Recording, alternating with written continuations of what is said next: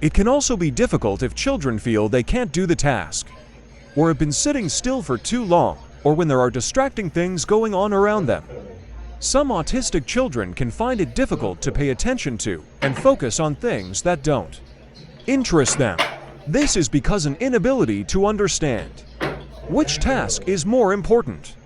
Another study which explored why children with autism struggle to concentrate explained that this inability stems not only from a developmental delay, but also whether or not a child is interested enough to focus. You could use visual supports, checklists, timetables, or social stories to show the activity's beginning and end. These supports also help you with breaking down tasks into smaller, manageable steps. A visual timer that shows your child how long they have to keep focusing can be good too. Paying attention is a key skill for learning. For example, children need to pay attention to a teacher's instructions to be sure they're doing things the right way. Children also need to be able to keep their attention on tasks to be able to learn.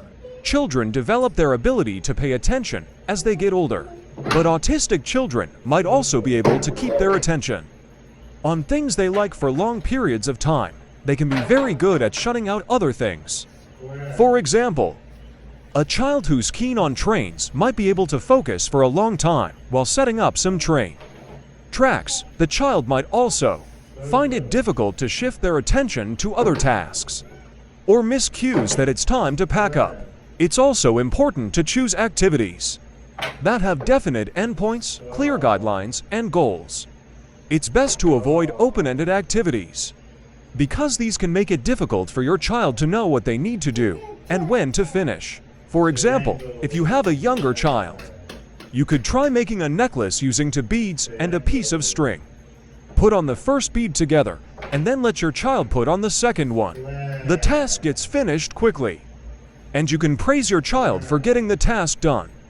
You can gradually increase your child's attention by building up from a two-bead necklace to one with more beads. If you have an older child or a teenage child, you might bake a cake together. You could use visual supports, checklists, timetables, or social stories to show the activity's beginning and end. These supports also help you with breaking down tasks into smaller, manageable steps. A visual timer that shows your child how long they have to keep focusing can be good too. Talking and interacting with your child during play can help you get and keep your child's attention. Copy your child's actions and behavior. Your child might be interested and look to see whether you copy them again next time. When your child makes a sound or says a word, repeat it back to your child. Back and forth interactions can spark and keep your child's interest. Talk as you and your child are playing. When you talk about what your child is doing, ask questions. This can encourage your child to keep focused for longer. Warn your child that there's a change coming up. Children need time to shift their attention. A picture-based timetable of activities or a timer to show when a change is coming up might help. Use first, then statements, plus clear, simple language or a visual support. For example, you could say first shapes, then bubbles, or use a visual support with pictures of shapes and bubbles.